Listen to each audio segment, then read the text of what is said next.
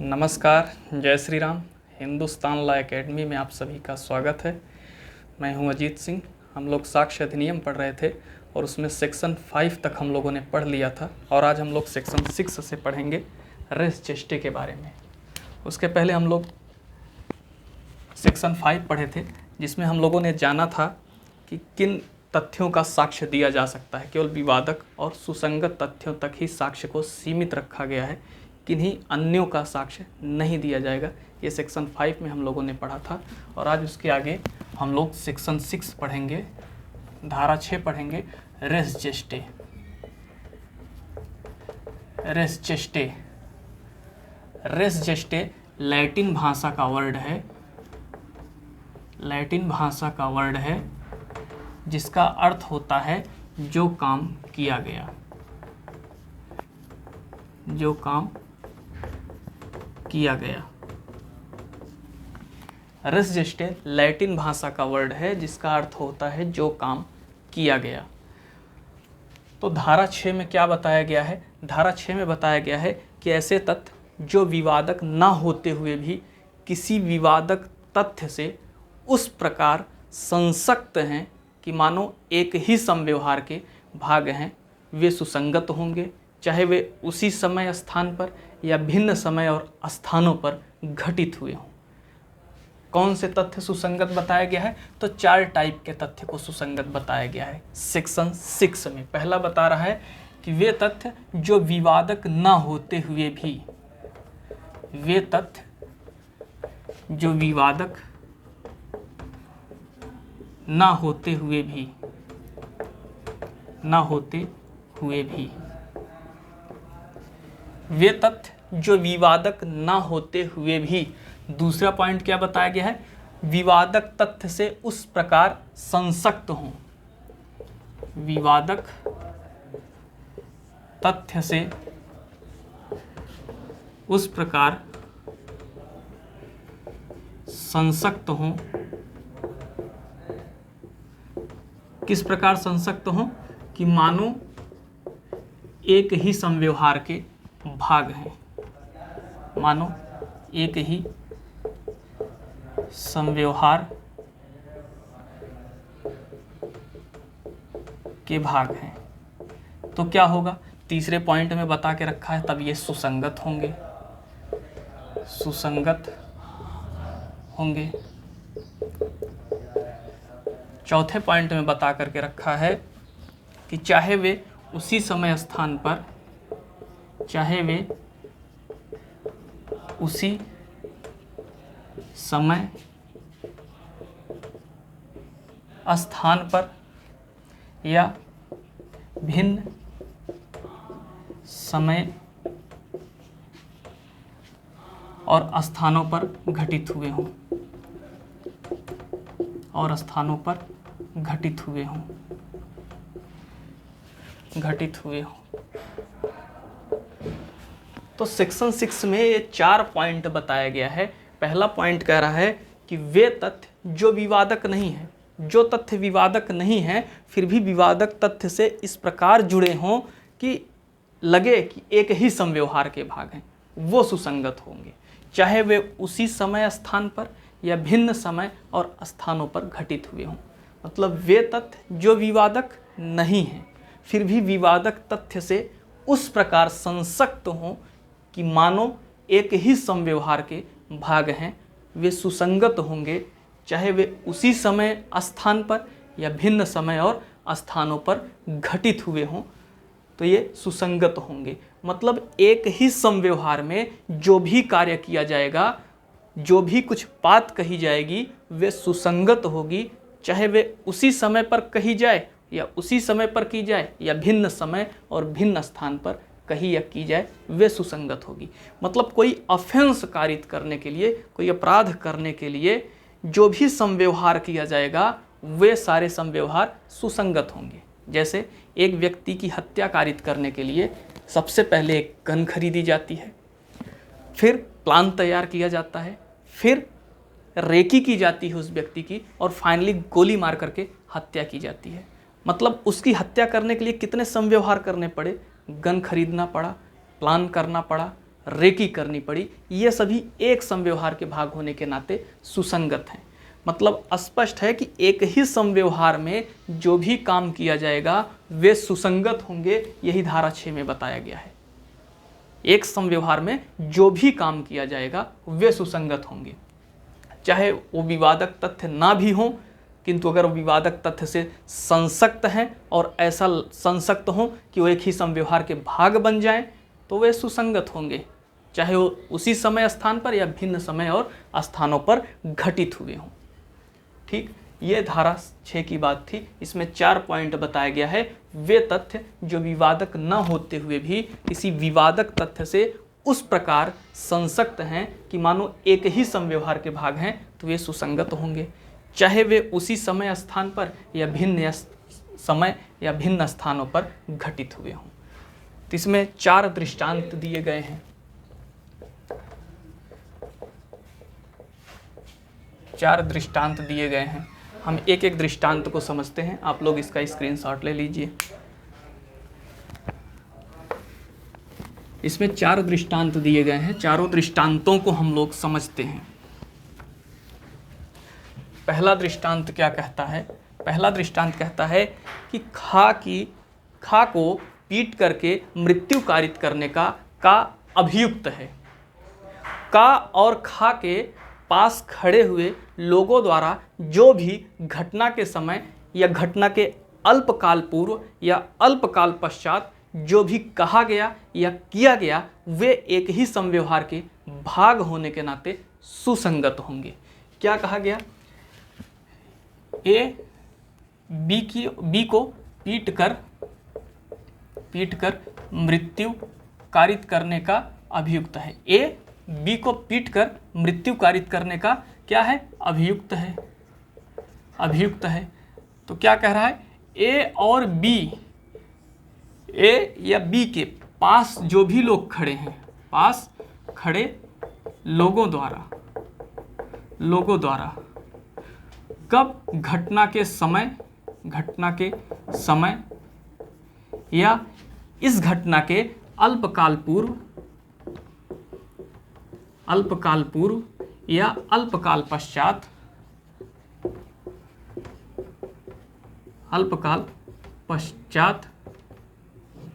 पश्चात जो कुछ भी कहा गया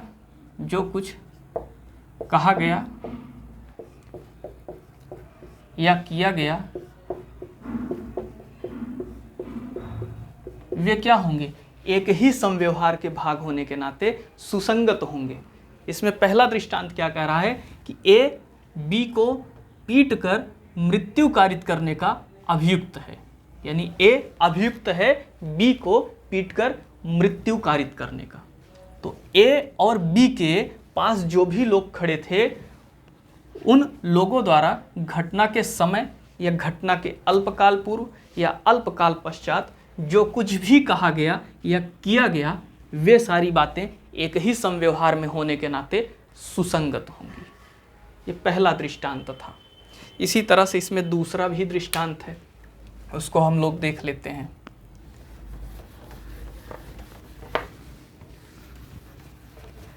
सेकंड, दूसरे में क्या कह रहा है कि ए सशस्त्र विप्लव में भाग लेता है। सशस्त्र विप्लव में भाग लेता है। इसमें क्या होता है? इसमें फौजों पर आक्रमण किया जाता है। फौजों पर आक्रमण किया जाता है। जेलें तोड़कर खोली जाती हैं। जेलें तोड़कर खोली जाती हैं। जेलें तोड़कर खोली जाती हैं। संपत्तियों को नष्ट किया जाता है। संपत्तियों को नष्ट किया जाता है।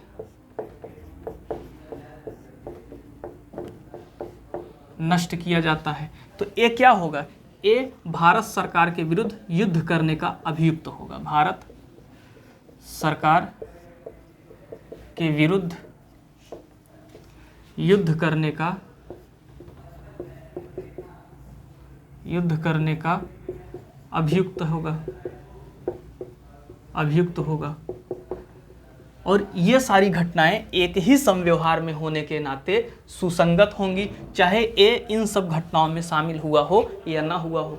मतलब ए सशस्त्र विप्लव में भाग लेता है और इसमें क्या किया जाता है, फौजों पर आक्रमण की जाती है, जेलों को तोड़कर खोला जाता है और संपत्तियों को नष्ट किया जा रहा है। अगर फौज पर आक्रमण हो रहा है, जेल को तोड़कर खोला जा रहा है, देश की संपत्तियों को नष्ट किया जा रहा है, तो ये क्या होगा, भारत सरकार के विरुद्ध युद्ध करने का अभियुक्त होगा। और ये जो फौज पर आक्रमण हो रही है, जेल को तोड़कर खोला जा रहा है, संपत्तियों को नष्ट किया जा रहा है, ये एक ही समव्यवहार का भाग है। क्यों? क्योंकि इनका एक ही मकसद है, भारत सरकार के विरुद्ध युद्ध करना। ये एक समव्यवहार में होने के नाते सुसंगत होंगी, चाहे ए इन सब में भाग लिया हो प्रत्यक्ष रूप से या न लिया हो। तो ये दूसरा दृष्टांत था। दूसरा दृष्टांत यही बताता है कि ए एक सशस्त्र विप्लव में भाग लेता है, जहाँ पर फौजों पर आक्रमण किया जाता है, जेलें तोड़कर खोली जाती हैं, संपत्तियों को नष्ट किया जाता है। ये भारत सरकार के विरुद्ध युद्ध करने का अभियुक्त है। तो ये सारी चीज़ें एक ही समव्यवहार में हो रही हैं, इस नाते ये सुसंगत होंगी। ये दूसरा दृष्टांत था। इसी तरह से इसमें तीसरा दृष्टांत है,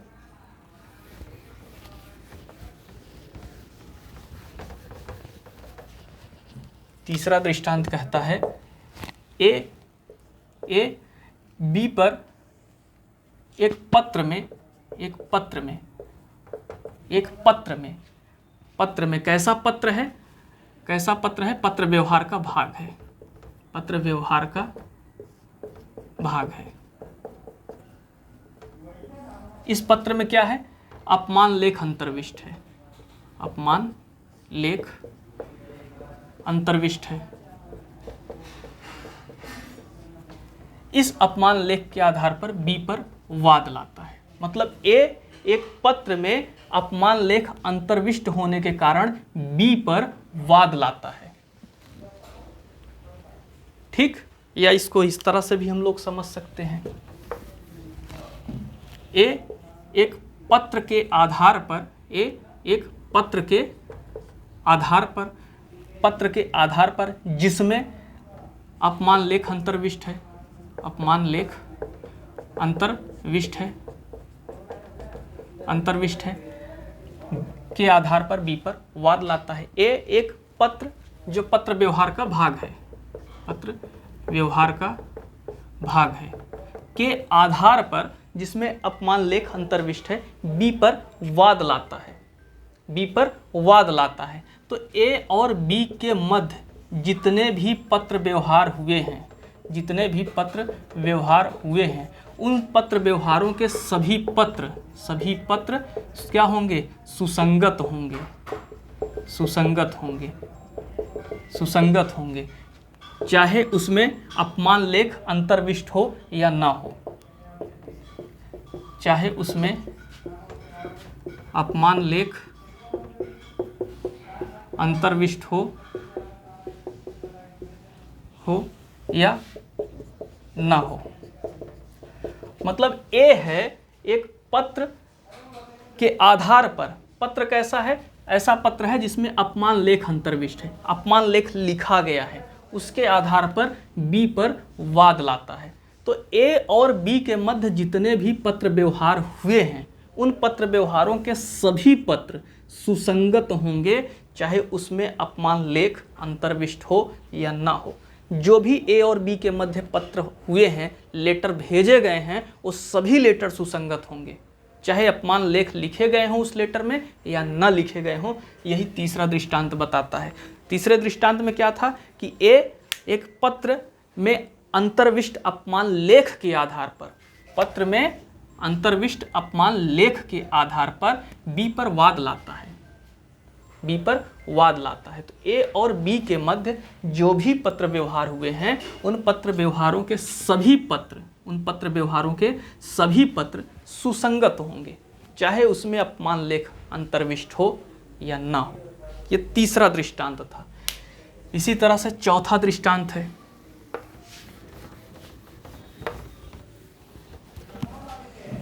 चौथे दृष्टांत में क्या है, ए और एफ के मध्य मान लीजिए माल परिधान करने की संविदा होती है, माल परिधान की क्या होती है, संविदा होती है। ए और एफ के मध्य माल परिधान की संविदा होती है। तो एफ तक माल पहुंचाने के लिए जितने मध्यवर्ती व्यक्तियों को माल परिधान किया जाता है वे सभी मध्यवर्ती व्यक्ति सुसंगत होंगे। जैसे मान लीजिए ए को एफ तक माल परिधान करना है, तो उसके लिए इसने सबसे पहले बी को परिधान किया, बी सी को परिधान किया, सी डी को परिधान किया, डी ई को परिधान किया और फाइनली ई ने एफ को परिधान किया। ये जो एक श्रृंखला चली, एक समव्यवहार चला, ये सारे समव्यवहार सुसंगत होंगे। यानी जितने मध्यवर्ती व्यक्ति जैसे बी सी डी ई को परिधान किया गया, ये सभी मध्यवर्ती व्यक्तियों को परिधान किया गया माल सुसंगत होगा। क्यों? क्योंकि एक ही समव्यवहार में ये सारे परिधान हुए हैं। ठीक, ये है चौथा दृष्टांत। मतलब जब दो व्यक्तियों के मध्य माल परिधान करने की संविदा होती है तो उस व्यक्ति तक माल पहुंचाने के लिए जितने मध्यवर्ती व्यक्तियों को माल परिधान किया जाता है वे सभी मध्यवर्ती व्यक्ति सुसंगत होंगे, क्योंकि एक ही समव्यवहार के भाग हैं। जैसे यहाँ पर ए को एफ तक माल पहुंचाना था, क्योंकि ए और एफ के बीच यही संविदा हुई थी।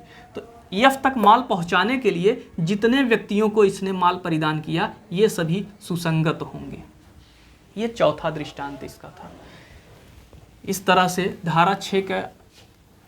धारा 6 और उसके दृष्टांतों को हम लोगों ने देख लिया। धारा 6 में क्या था कि जो विवादक न होते हुए भी विवादक तथ्य से इस प्रकार संसक्त हैं कि मानो एक ही समव्यवहार के भाग हैं, वे सुसंगत होंगे, चाहे वे उसी समय स्थान पर या भिन्न समय और स्थानों पर घटित हुए हों।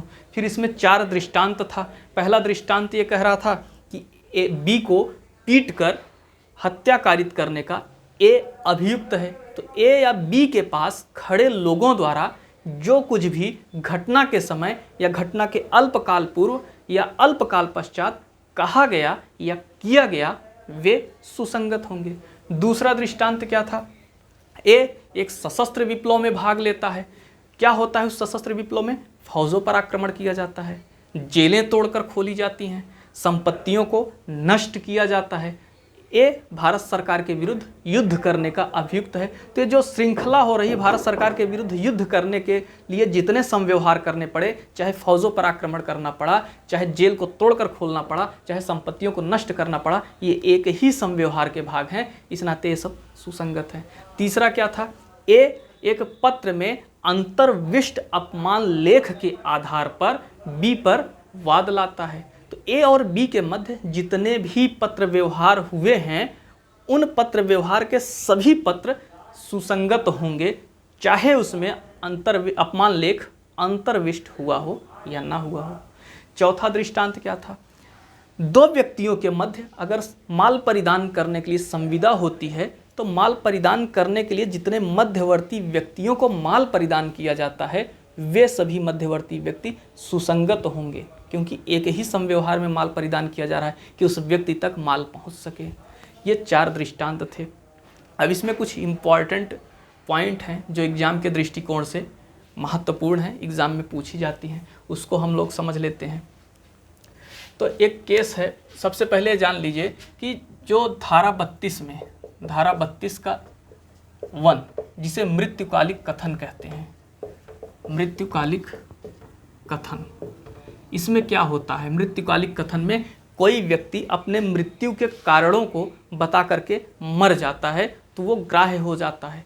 अगर मान लीजिए मृत्युकालिक कथन ग्राह्य ना हो, मृत्यु का कारण बताना और फिर मर जाना, ये दोनों तो एक ही समव्यवहार के भाग हैं। अगर मर जाता है तो मृत्युकालिक कथन यानी 32(1) में ग्राह्य हो जाता है।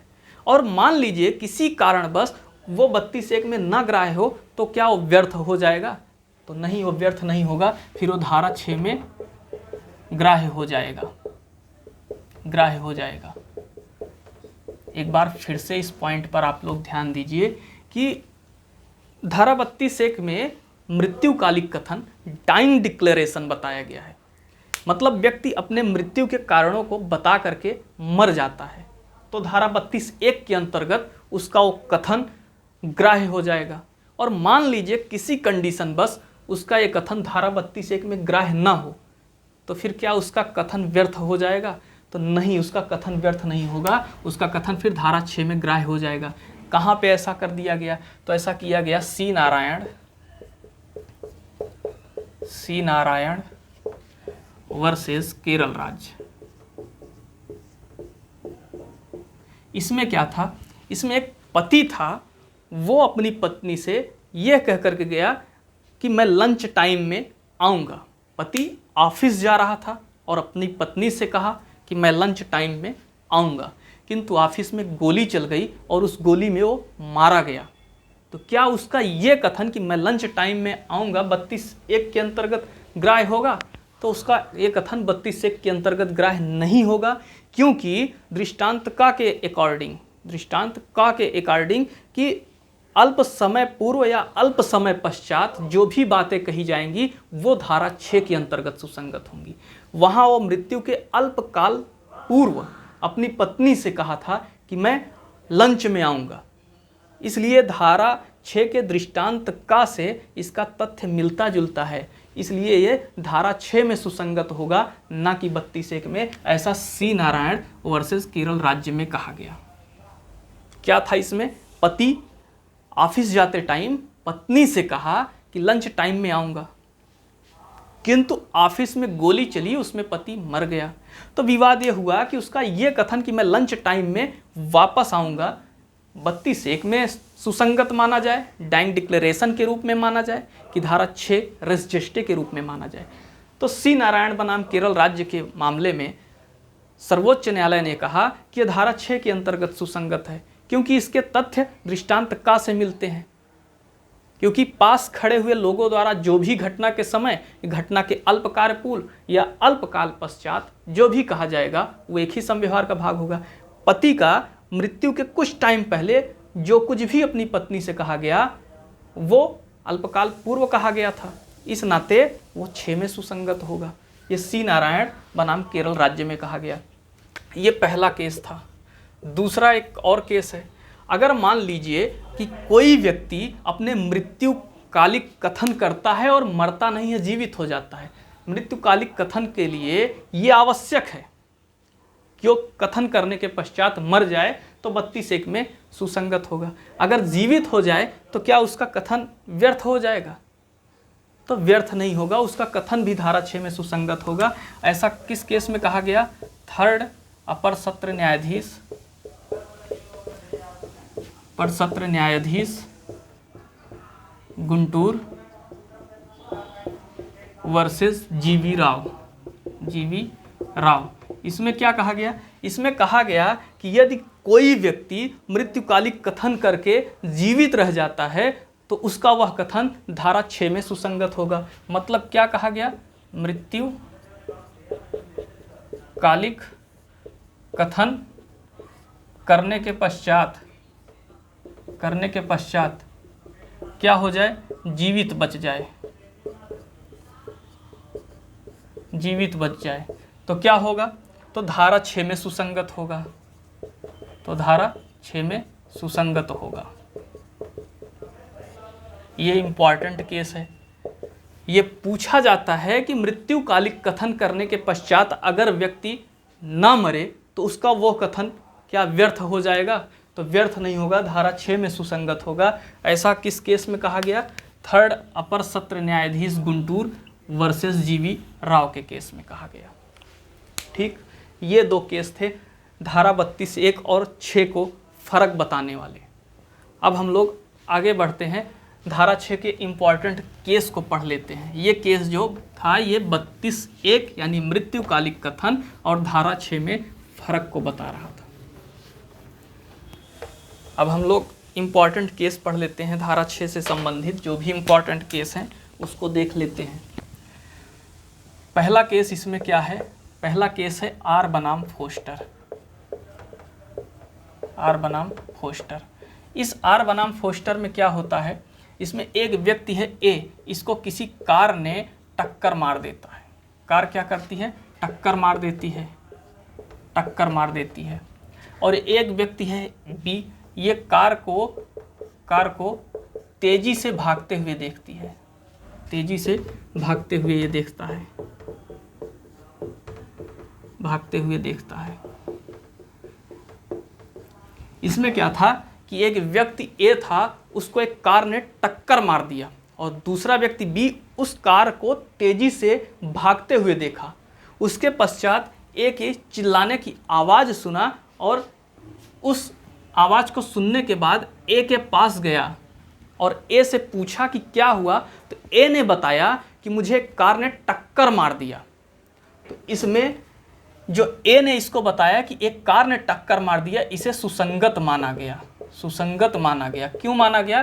क्योंकि बी को कार को तेजी से भागते देखना, फिर ए का चिल्लाना और ए का यह बताना कि मुझे कार ने टक्कर मार दिया, ये तीनों एक ही समव्यवहार के भाग हैं। क्यों माना? क्योंकि बी का तेजी से कार को भागते देखना, तेजी से कार को भागते देखना, भागते देखना, और फिर ए का चिल्लाना,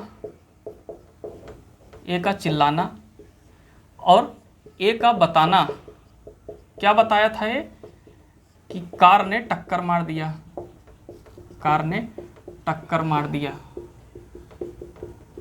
ये सभी क्या हैं? ये तीनों एक ही समव्यवहार के भाग हैं, इस नाते ये सुसंगत हैं। तो आर बनाम फोस्टर में क्या था कि एक व्यक्ति को कार ने टक्कर मार दिया और दूसरे व्यक्ति ने कार को तेजी से भागते हुए देखा, घटना नहीं देखा, कार को, सिर्फ कार को तेजी से भागते हुए देखा। और उसके बाद जिसे टक्कर मारा था उस व्यक्ति की चिल्लाने की आवाज़ सुना और उसके पास गया, पूछा उससे कि क्या हुआ, तो उसने बताया कि मुझे कार ने टक्कर मार दिया। तो इसमें न्यायालय ने तय किया कि कार को तेजी से भागते देखना, फिर विक्टिम को चिल्लाना और ये बताना कि मुझे कार ने टक्कर मार दिया, एक ही समव्यवहार के भाग हैं, इस नाते सुसंगत हैं। तो ये आर बनाम फोस्टर का मामला भी इम्पॉर्टेंट है। दूसरा केस इसमें है, दूसरा केस है रैटन बनाम क्वीन।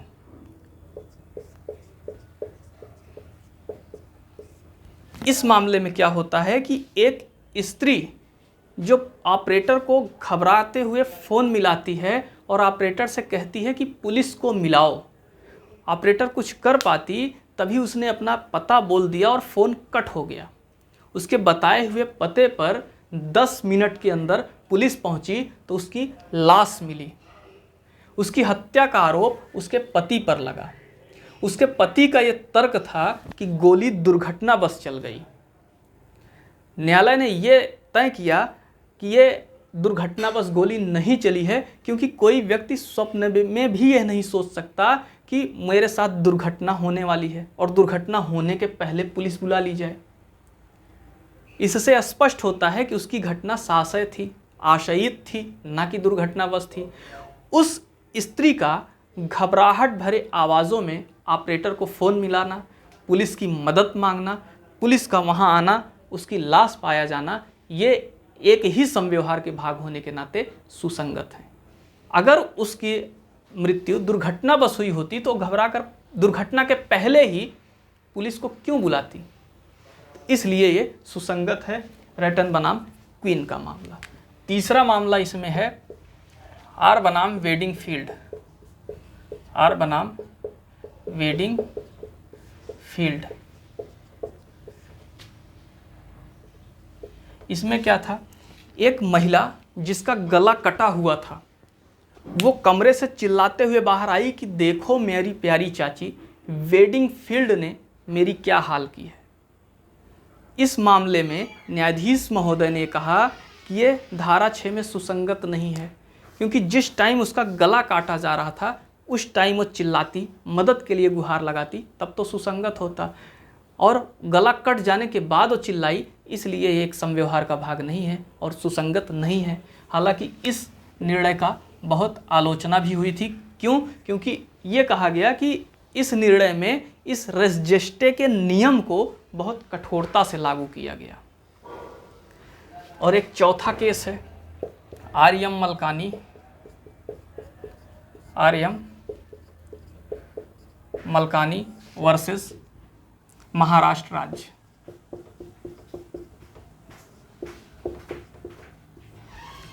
इसमें क्या कहा गया कि टेप रिकॉर्डिंग, जो टेप रिकॉर्डिंग होती है, टेप रिकॉर्डिंग धारा 6 में सुसंगत होगी,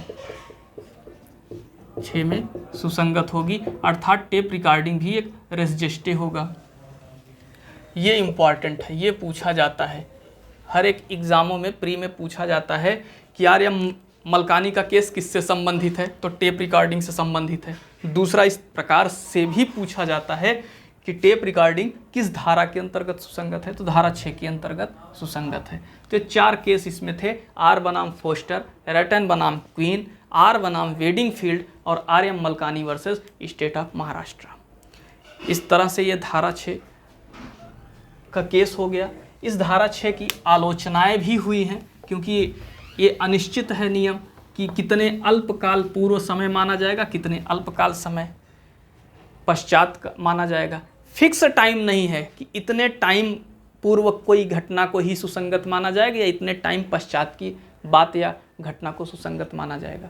ये फिक्स ना होने की वजह से ये नियम अनिश्चित है, इस नाते इसकी आलोचना होती है, इसकी आलोचना भी होती है। आलोचना में पहला नाम प्रोफेसर विगमोर का आता है। विगमोर, इन्होंने क्या कहा इसके बारे में? इन्होंने कहा कि यह सिद्धांत हानिकारक है। सिद्धांत हानिकारक है। क्यों हानिकारक है? क्योंकि यह दूसरे नियमों को कमज़ोर बना देती है, कि यह दूसरे नियमों को कमज़ोर बना देती है। और दूसरा इसका आलोचना करने में नाम है प्रोफेसर स्टोन का। इन्होंने क्या कहा? इन्होंने कहा कि विधि में शायद ही ऐसा कोई सिद्धांत है जो इतने संदेह और अनिश्चितताओं से भरा है। तो ये 2 लोगों ने इसकी आलोचना की, प्रोफेसर विगमोर और प्रोफेसर स्टोन। प्रोफेसर विगमोर ने क्या कहा कि यह सिद्धांत हानिकारक है क्योंकि यह दूसरे नियमों को कमज़ोर बना देता है। और प्रोफेसर स्टोन ने क्या कहा कि विधि का शायद ही ऐसा कोई नियम है जो इतना संदेह और अनिश्चितताओं से भरा है। ठीक, तो इस तरह से धारा 6 समाप्त हुआ। अब हम लोग धारा 7 की तरफ बढ़ेंगे, सेक्शन 7।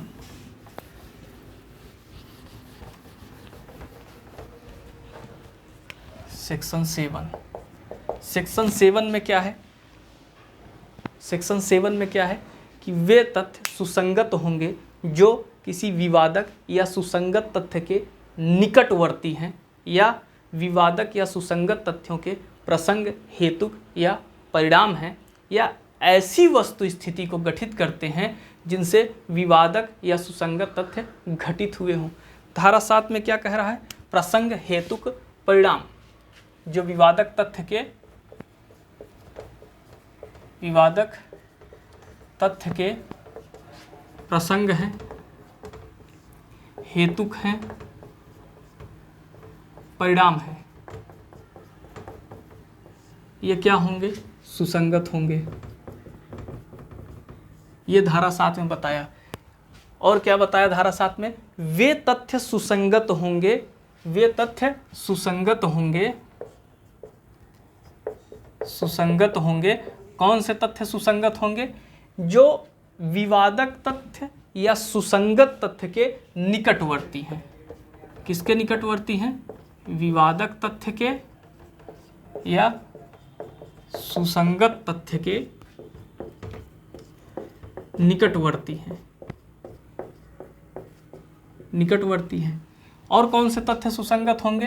तो दूसरा कह रहा है कि वे तथ्य भी सुसंगत होंगे जो विवादक तथ्य के, विवादक तथ्य के या सुसंगत तथ्य के प्रसंग हैं, हेतुक हैं, प्रसंग हैं, हेतुक हैं या परिणाम हैं। और कौन से तथ्यों की सुसंगत होगा? तो बता रहा है कि जो ऐसी वस्तु स्थिति को गठित करते हैं, वस्तु स्थिति को गठित करते हैं, कैसी वह स्थिति को गठित करते हैं जिनसे विवादक तथ्य या सुसंगत तथ्य घटित हुए। तो ये 3 बातें धारा 7 में सुसंगत हो रही हैं। पहली कौन सी? जो विवादक तथ्य या सुसंगत तथ्य के निकटवर्ती हैं, समीप हैं, वे सुसंगत होंगी, या जो विवादक तथ्य या सुसंगत तथ्य के प्रसंग हैं, हेतुक हैं या परिणाम हैं, वे सुसंगत होंगी। और तीसरा, जो ऐसी वस्तु स्थिति को गठित करती हैं, कैसी वस्तु स्थिति को? जो विवादक तथ्य या सुसंगत तथ्य को घटित करते हों। यानी विवादक तथ्य या सुसंगत तथ्य को घटित करने वाली वस्तु स्थिति को जो तथ्य घटित करेगा वे सुसंगत होगा। ठीक, इसमें 3 शब्द का प्रयोग किया गया, प्रसंग, हेतुक, परिणाम। प्रसंग का मतलब क्या होता है? प्रसंग का मतलब होता है अवसर। प्रसंग का मतलब एविडेंस एक्ट में अवसर से समझना है। यानी अगर किसी व्यक्ति को कोई अवसर मिला, यानी विवादक तथ्य या सुसंगत तथ्य के साथ अगर अवसर जुड़ जाए तो वे सुसंगत होंगे। दूसरा हेतुक, हेतुक का मतलब कारण होगा, काज। और परिणाम का मतलब कार्य करने के बाद जो निष्कर्ष निकले वे परिणाम हैं। ये धारा 7 का बेयर एक्ट की लैंग्वेज थी। क्या कह रही है कि विवादक तथ्य के प्रसंग, हेतुक, परिणाम जो होंगे वे सुसंगत होंगे।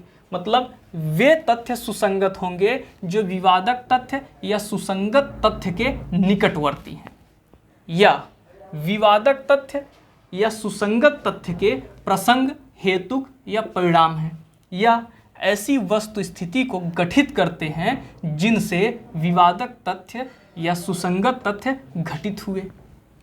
ठीक, प्रसंग का मतलब मैंने क्या बताया? अवसर। हेतुक का मतलब मैंने क्या बताया? कारण, काज। परिणाम का मतलब मैंने क्या बताया? कि कार्य पूरा हो जाने के बाद जो निष्कर्ष निकलता है वे परिणाम है। तो इतनी बात आप समझ गए होंगे। धारा 7 में क्या है? विवादक तथ्य या सुसंगत तथ्य के निकटवर्ती जो तथ्य होंगे वे सुसंगत होंगे। विवादक तथ्य या सुसंगत तथ्य के प्रसंग, हेतुक या परिणाम जो तथ्य बता देंगे वे सुसंगत होंगे। तीसरा मैंने क्या बताया? कि ऐसे भी तथ्य सुसंगत होंगे जिनसे विवादक तथ्य या सुसंगत तथ्य घटित हुए हों, जो ऐसी वस्तु स्थिति को गठित किए हों जिनसे विवादक तथ्य या सुसंगत तथ्य घटित हुए हों, वे सुसंगत होंगे। यानी 7 में 3 चीज़ों को सुसंगत बताया गया है। जो विवादक या सुसंगत तथ्य के निकटवर्ती हैं वो, जो विवादक या सुसंगत तथ्य के प्रसंग, हेतुक, परिणाम हैं वे, या जो ऐसी वस्तु स्थिति को गठित करते हैं जिनसे विवादक तथ्य या सुसंगत तथ्य घटित हुए हों वे सुसंगत होंगे। प्रसंग का मतलब मैंने बताया कि अवसर, हेतुक का मतलब मैंने बताया कारण, परिणाम का मतलब मैंने बताया कि कार्य पूरा हो जाने के बाद जो निष्कर्ष निकलता है। तो इसमें 3 ट्रिक मैं आपको बता दूं। पहला ट्रिक ये है, समझिए। पहला ट्रिक ये है कि अगर अवसर को यानी अवसर को किसके साथ जोड़ दिया जाए? विवादक या सुसंगत के साथ जोड़ दिया जाए तो सुसंगत हो जाएगा वो तथ्य। यानी अवसर अगर किसी विवादक तथ्य या सुसंगत तथ्य के साथ जुड़ेगा, तो क्या हो जाएगा? सुसंगत हो जाएगा। यानी कोई ऐसा तथ्य हो जो विवादक हो या तो सुसंगत हो और उसमें अवसर इंक्लूड कर दिया जाए तो क्या बन जाएगा? सुसंगत बन जाएगा। जैसे पहला दृष्टांत हम लोग देखते हैं, या इसको पूरा ट्रिक देख लें फिर दृष्टांत देखें। दूसरा हमने क्या बताया कि प्रसंग है, हेतुक है। मतलब अगर हेतुक कारण को हम लोग किससे जोड़ दें? विवादक या सुसंगत से जोड़ दें, विवादक या सुसंगत तथ्य से जोड़ दें तो क्या बन जाएगा? सुसंगत बन जाएगा। यानी अगर किसी विवादक या सुसंगत तथ्य में कारण नजर आ जाए, कारण जुड़ा नजर आ जाए तो वे तथ्य सुसंगत होंगे धारा 7 में। और तीसरा क्या है, परिणाम, यानी परिणाम किसी विवादक तथ्य में जुड़ जाए या सुसंगत तथ्य में जुड़ जाए तो क्या होगा, तो भी सुसंगत होगा। यानी प्रसंग हेतुक परिणाम, प्रसंग हेतुक परिणाम ये जब कभी विवादक या सुसंगत के साथ जुड़ेंगे तो ये सुसंगत हो जाएगा, ये कहने का मतलब है। अब एक एक को हम लोग समझ लेते हैं, दृष्टांत इसका उठा के समझेंगे। इसमें फिलहाल 3 दृष्टांत हैं, 3 दृष्टांत हैं।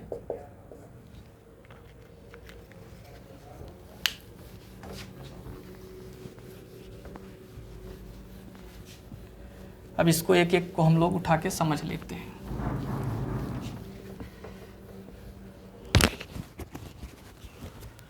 हमने पहला बताया, अभी दृष्टांत बाद में समझेंगे। हमने पहला क्या बताया था कि अगर प्रसंग जोड़ दिया जाए, यानी अवसर किसके साथ जोड़ा जाए, विवादक के साथ जोड़ दिया जाए या सुसंगत के साथ जोड़ दिया जाए, सुसंगत तथ्य के साथ जोड़ दिया जाए, तो क्या बन जाएगा, वे तथ्य वे सुसंगत तथ्य हो जाएंगे, सुसंगत तथ्य हो जाएंगे।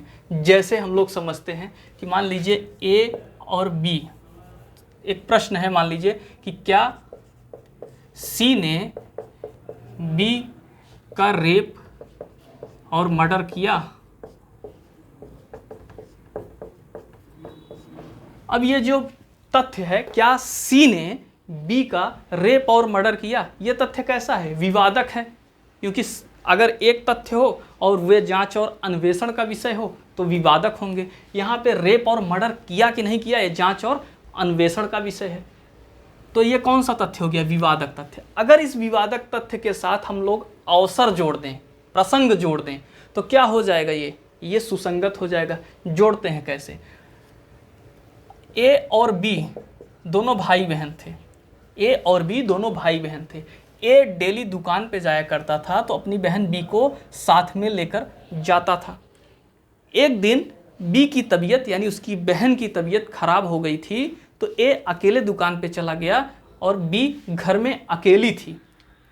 बी घर में अकेली थी, यह बात सी को पता थी, सी को पता थी। यानी रेप और मर्डर क्यों हुआ, क्योंकि बी को और सी को अवसर मिला कि बी घर में अकेली है, तभी उसका रेप और मर्डर हुआ। यानी यहाँ पे ये विवादक तथ्य था, हमने अवसर जोड़ दिया तो क्या बन गया, सुसंगत बन गया। क्यों रेप और मर्डर हुआ, क्योंकि सी को ये मालूम था कि बी घर में अकेली है, उसे अवसर मिला रेप और मर्डर करने का। जब ये विवादक तथ्य के साथ हमने क्या जोड़ दिया, अवसर जोड़ दिया, तो क्या हो गया, सुसंगत हो गया। एक बार फिर से उदाहरण समझिए कि क्या सी ने बी का रेप और मर्डर किया, यह विवादक तथ्य हो गया। इसके साथ अगर अवसर जोड़ दिया जाए तो ये क्या हो जाएगा, सुसंगत हो जाएगा। जैसे ए और बी दोनों भाई बहन थे। एक दुकान पे जाता था तो अपनी बहन बी को साथ में लेकर के जाता था। एक दिन बी बीमार हो गई तो इसलिए ए उसको साथ नहीं ले गया, घर पे ही छोड़ दिया। ये बात सी को पता चली कि बी अकेली है घर में, इसलिए क्या मिल गया, रेप और मर्डर करने का अवसर मिल गया। तो यहाँ पे अवसर जुड़ा तो क्या हो गया, ये सुसंगत हो गया। इसी प्रकार दूसरा हम लोग देखते हैं। दूसरा हमने क्या बताया कि अगर हेतुक यानी कारण किसके साथ जोड़ दिया जाए, विवादक या सुसंगत तथ्य के साथ जोड़ दिया जाए तो क्या होगा, सुसंगत होगा।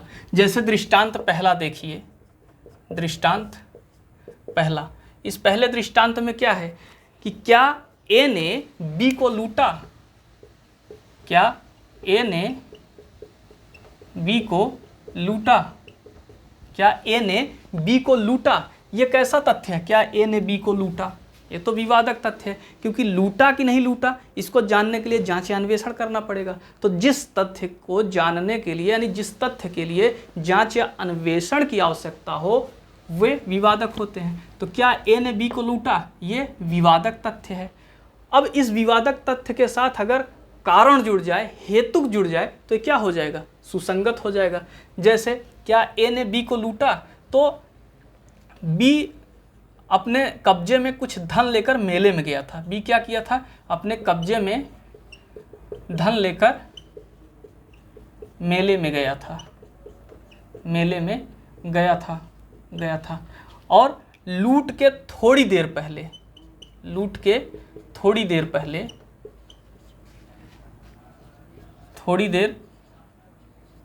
पहले किसी थर्ड पर्सन को, दूसरे व्यक्ति को, ए को नहीं, किसी अन्य व्यक्ति को, यानी दूसरे व्यक्ति को, थर्ड पर्सन को क्या किया था, धन दिखाया था और उल्लेख किया था कि उसके पास धन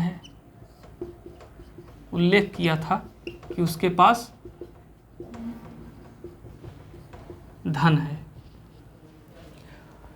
अब लूट का कारण क्या बना, लूट का कारण यही बना कि उसने दूसरे व्यक्ति को, किसी थर्ड पर्सन को धन दिखाया और उल्लेख किया। अगर वो धन न दिखाता, उल्लेख न करता कि उसके पास धन है, तो वो शायद लूटा न जाता। यानी इस विवादक तथ्य में हमने क्या जोड़ दिया, कारण जोड़ दिया। कारण क्या था, धन का दिखाया जाना थर्ड पर्सन को और उल्लेख करना कि मेरे पास धन है। अगर वो ना दिखाता, ना उल्लेख करता, तो लूट ना होती। तो पहला दृष्टांत था, क्या ए ने बी को लूटा, तो बी अपने कब्जे में धन लेकर के मेले में गया। लूट के थोड़ी देर पहले किसी दूसरे व्यक्ति को, ए को नहीं, एक थर्ड पर्सन को धन दिखाया और उल्लेख किया कि उसके पास धन है। यानी लूट का कारण क्या बना, उसका धन को दिखाया जाना और उल्लेख करना कि उसके पास धन है, ये लूट का कारण बना। तो यानी किसी विवादक या सुसंगत तथ्य के साथ हम हेतुक या कारण जोड़ दें तो सुसंगत हो जाता है। जैसे विवादक तथ्य था कि ए ने बी को लूटा, तो लूट का कारण क्या था, धन को दिखाया जाना और उल्लेख करना कि उसके पास धन है, ये लूट का कारण बना। अब क्या ए ने बी को लूटा, तो क्या कारण बन रहा है, बी ने धन दिखाया था और उल्लेख किया था कि मेरे पास धन है, इसलिए लूट हुई। अगर ना दिखाता तो लूट ना होती। ठीक, जैसे एक और एग्जाम्पल समझ लेते हैं। एक औरत थी, वो शाम के टाइम मार्केट गई सामान लाने, और सामान लेकर के मार्केट से आने में उसको देर हो गई और रात हो गई। आते टाइम एक गली पड़ती थी, सुनसान गली थी, और जब उस गली में पहुंची तो लाइट कट गई। उसी टाइम उसका चैन किसी ने छीन लिया, चैन लेकर के भाग गया जो गले में वो पहनी थी। और जब लाइट आई तो उसने देखा कि गले में चैन नहीं था। तो उसके साथ जो लूट हुआ, उसकी जो चैन छीनी गई, क्यों छीनी गई, कारण क्या था, कारण ये था लाइट कट गई थी। अगर लाइट ना कटती, गली सुनसान ना होती, तो उसके साथ लूट ना होती। मतलब कारण, जो किसी तथ्य का कारण बताए वे सुसंगत होंगे। यहाँ पे ए ने बी को लूटा, इस लूट का कारण क्या बता रहा है कि बी ने धन दिखाया, धन का उल्लेख किया, इसलिए लूट हुआ। तो ये पहला दृष्टांत था। इसमें हम लोग अगर तीसरे पॉइंट की बात करें,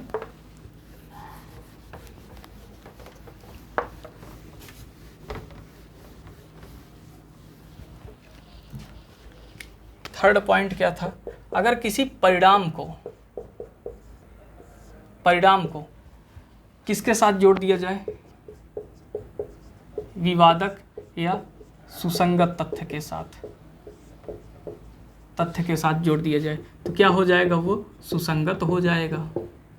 अब जैसे जोड़ते हैं, क्या ए ने बी की हत्या की, ये कैसा तथ्य है, विवादक है। अगर इसके साथ परिणाम जुड़ जाए तो ये सुसंगत हो जाएगा। तो परिणाम क्या है कि हत्या के स्थान पर या थोड़ी समीप पर गुत्थम गुत्था का चिन्ह पाया गया।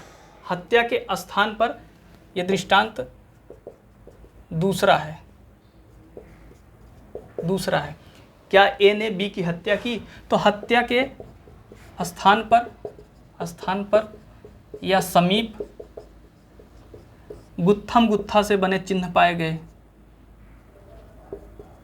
थम गुत्था से बने चिन्ह पाए गए, चिन्ह पाए गए। अब जो चिन्ह ये पाए गए गुत्थम गुत्था से बने, मतलब डेड बॉडी का हाथ इधर, पैर उधर, सर उधर, ये जो डेड बॉडी के पार्ट पाए गए, ये पार्ट क्या बताते हैं कि परिणाम हो गया, मतलब मृत्यु कारित हो गई, परिणाम निकल कर सामने आ गया। तो जब परिणाम इसके साथ जुड़ गया तो ये क्या हो जाएगा, सुसंगत हो जाएगा। ठीक इसी तरीके से क्या ए ने बी को विष दिया, क्या ए ने बी को विष दिया,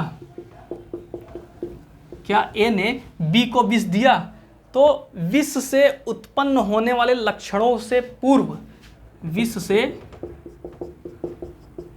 उत्पन्न होने वाले लक्षणों से पूर्व ए को क्या ज्ञात था, ए को ज्ञात बी की आदतें, बी की आदतें या बी के स्वास्थ्य की दशा, स्वास्थ्य की दशा, जिससे ए को विष देने का अवसर मिला। मतलब विष से उत्पन्न होने वाले लक्षणों के पूर्व ए को बी की आदत ज्ञात थी। आदत का मतलब वो शराबी है, मान लीजिए बी शराबी है और ए को ये पता था कि बी शराबी है, तो उसके शराब में वो विष दे दिया। या बी के स्वास्थ्य की दशा खराब है, बी कोई दवा खाता है तो उस दवा में विष मिला करके दे दिया। अगर ये आदत पता थी तो ये आदत विष देने का क्या करी, अवसर उत्पन्न कर दी। विष देने का अवसर, विष देने का अवसर उत्पन्न हुआ इस आदत की वजह से। अगर विष से उत्पन्न लक्षणों के पहले, विष से उत्पन्न लक्षणों के पहले ए को बी की आदत के बारे में पता हो या उसके स्वास्थ्य के दशा के बारे में पता हो, जिससे उसे विष देने का अवसर मिल जाए, तो वे क्या होंगे, सुसंगत होंगे। ये तीसरा दृष्टांत था। ठीक, तो इस तरह से धारा 7 भी समाप्त हुआ, सेक्शन 7 भी समाप्त हुआ। इस सेक्शन 7 को एक बार हम फिर से रिवाइज करा दे रहे हैं।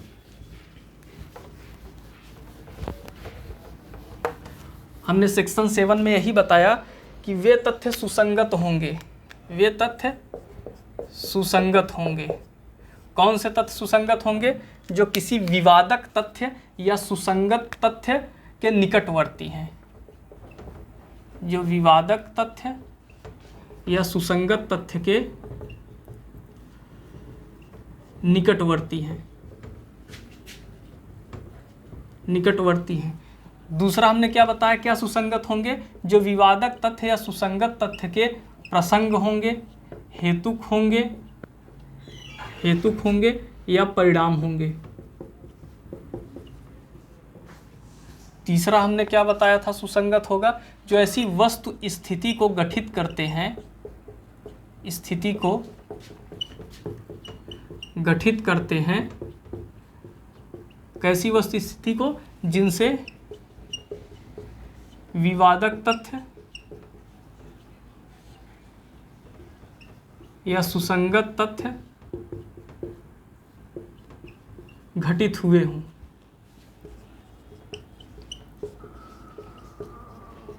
सेक्शन 7 में हमने बताया कि विवादक तथ्य या सुसंगत तथ्य के निकटवर्ती जो तथ्य होगा वह सुसंगत होगा। दूसरा, विवादक तथ्य या सुसंगत तथ्य के प्रसंग हेतु के परिणाम जो होंगे वे सुसंगत होंगे।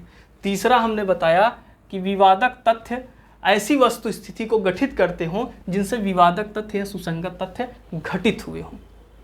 ये हमने एक फ्लो चार्ट के माध्यम से बताया। फिर हमने इसमें 3 दृष्टांत बताए।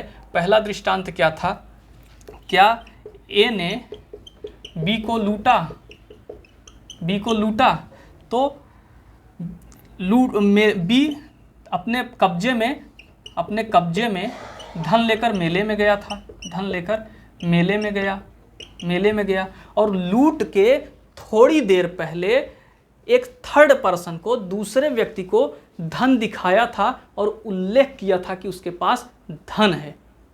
ये तथ्य क्या होंगे, सुसंगत होंगे। क्यों? क्योंकि लूट के कारण को बताते हैं। इस विवादक तथ्य, क्या ए ने बी को लूटा, ये विवादक तथ्य है, इस विवादक तथ्य के कारण को बताते हैं, इसलिए ये सुसंगत होंगे।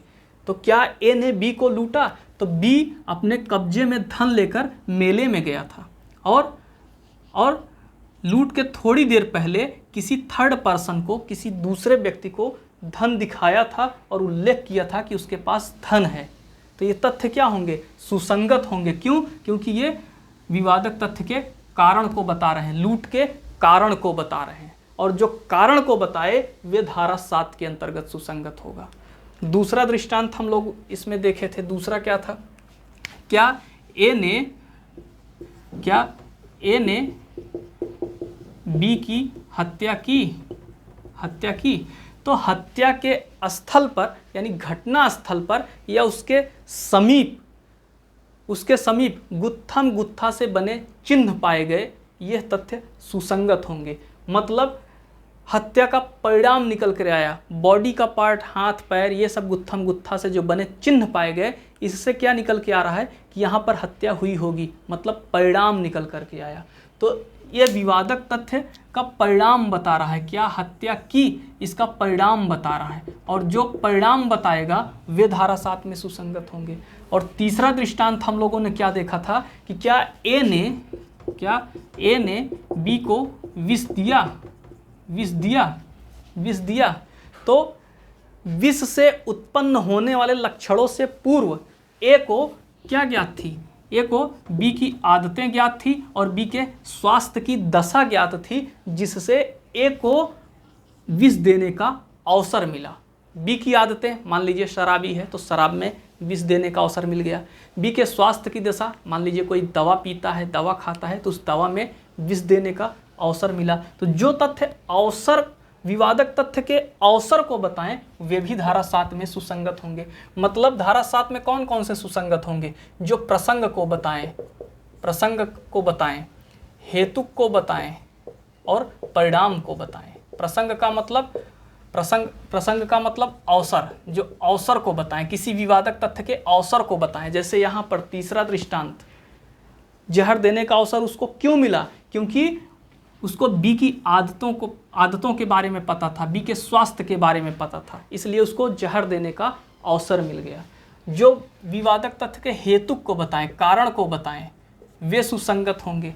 जैसे क्या ए ने बी को लूटा? तो लूट के कारण को कौन सा तथ्य बता रहा है कि बी मेले में अपने कब्जे में धन लेकर के गया और लूट के थोड़ी देर पहले किसी दूसरे व्यक्ति को, थर्ड पर्सन को धन दिखाया और उल्लेख किया कि उसके पास धन है। तो ये लूट के कारण को बताता है। तो जो कारण को बताए वे धारा 7 में सुसंगत। परिणाम, जैसे दूसरा दृष्टांत, क्या ए ने बी की हत्या की? तो हत्या के स्थल पर या उसके समीप गुत्थम गुत्था से बने चिन्ह पाए गए, तो मतलब परिणाम निकल करके सामने आया कि हाँ इस स्थल पर हत्या हुई थी। तो जो परिणाम को बताए वे भी सुसंगत। तो ये धारा 7 भी समाप्त हुआ। आज के वीडियो में सिर्फ इतना ही। नेक्स्ट वीडियो में हम लोग सेक्शन 8 से लगा करके आगे तक पढ़ेंगे।